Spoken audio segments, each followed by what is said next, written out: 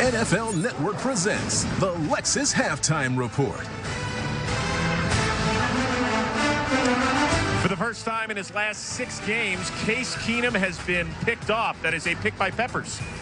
Keeps the Broncos off the board. It's 10-10 Browns and Broncos at halftime here in Denver. Hey, everybody. Welcome. Once again, rejoined by 3-time Super Bowl champion Willie McGinnis and Hall of Fame running back Terrell Davis. Weird first half for Baker Mayfield. 7 of 18 so far. He has been all over the place. What have you seen? Been off outside of the first drive. I would say just a little hyper in the pocket, throwing the ball over there, a little hesitant. A guy, we expect to make bigger plays than this, but you got to give the Broncos some credit. It seems like he's just rushing. A little bit of pressure on him, and he's trying to make every single throw be perfect, but I think he'll calm down. I just think he's a little hyper right now and a little pressure. He'll calm down. I think the defense is doing a good job, though. A lot has to do with what they're doing.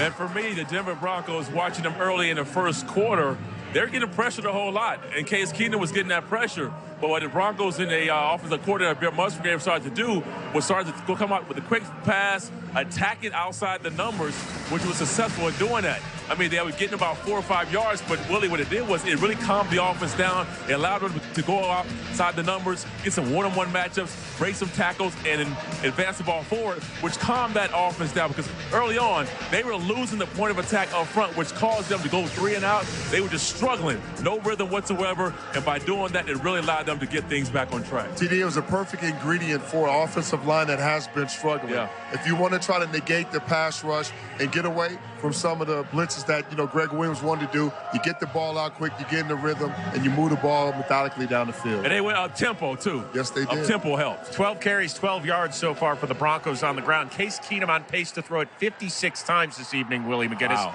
That's not a recipe for success for that team. No, you want to run the ball a little bit more, but I think they want to try to get ahead, and they realize that this team, the Cleveland Browns, doing a good job of stopping the run, so they want to try something else. And those outside passes are just like out runs. If you look at outside tosses, outside runs, they're getting the ball out quick, so they'll figure it out. Well, not a lot of success on the ground for the Denver Broncos, who might place a call to you at halftime to go suit up, except somebody's already wearing number 30.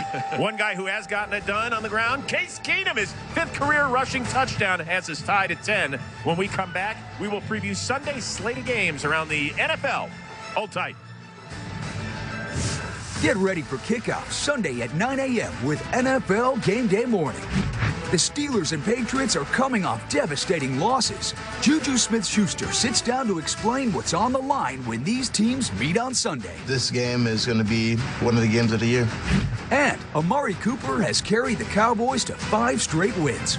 Kurt Warner explains why their luck may run out this week in Indy.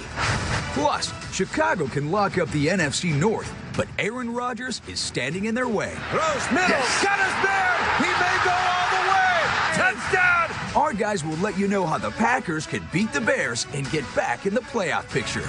It all starts Sunday at 7 a.m. with Good Morning Football Weekend, followed by Game Day Morning at 9. An August to remember starts with a December to remember at the Lexus December to Remember sales event. Lease the 2019 ES350 for $399 a month for 36 months. Experience amazing at your Lexus dealer. Tuesday at 8. Find out who's punched their ticket to Orlando. Let's go! As we reveal which stars are headed to the 2019 Pro Bowl. For the touchdown! NFL Total Access Pro Bowl Players Reveal. Tuesday at 8, live on NFL Network. With playoff contention at stake, AP and the Redskins meet Mariota and the Titans. Lamar leads the Ravens to face Rivers and the Chargers. Next Saturday, starting at 4:30, only on NFL Network. Week 15 of the NFL season continues tomorrow on CBS and Fox. Check your local listings for the game in your area. Stream games on mobile with the NFL and Yahoo Sports apps. This broadcast is copyrighted by NFL Productions for the private use of our audience. Any other use of this broadcast or any pictures, descriptions, or accounts of the game without the consent of NFL Productions is prohibited.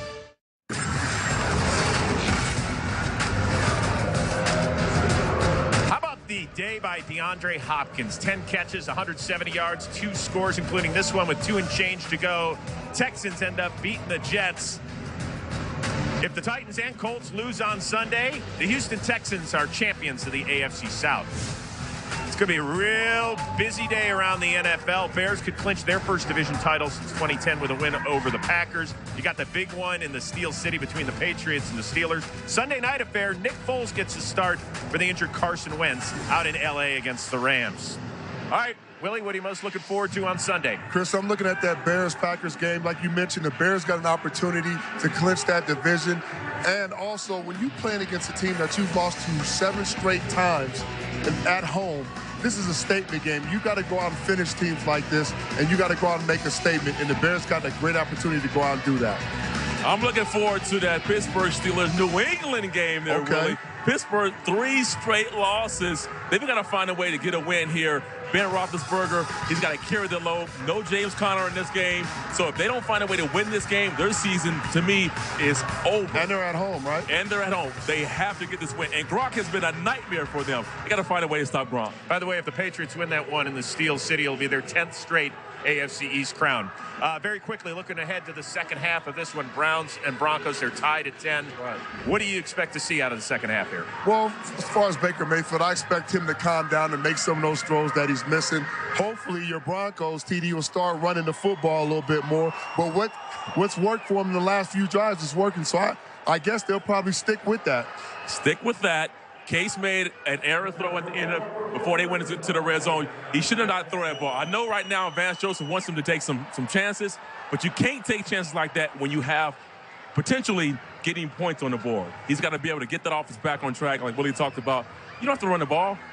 Stay on the system, stay on schedule, move the ball down the field, and hopefully turn that drive into some points. Hey, guys, have you enjoyed having NFL football on Saturday? Yes, indeed. Good, because guess what? We get to do it again 1 week from today. Another doubleheader coming your way on NFL Network. Washington and Tennessee, a pair of playoff hopefuls. The Ravens snip it in as well. And the Chargers, believe it or not, they made the playoffs Thursday night with that win. They are still alive very much for the 1 seed. It's all coming your way next Saturday.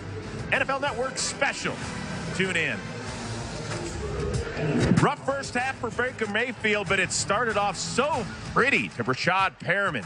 Browns, Broncos tied at 10. Second half kick coming your way right after this. Thank you for watching the Lexus Halftime Report.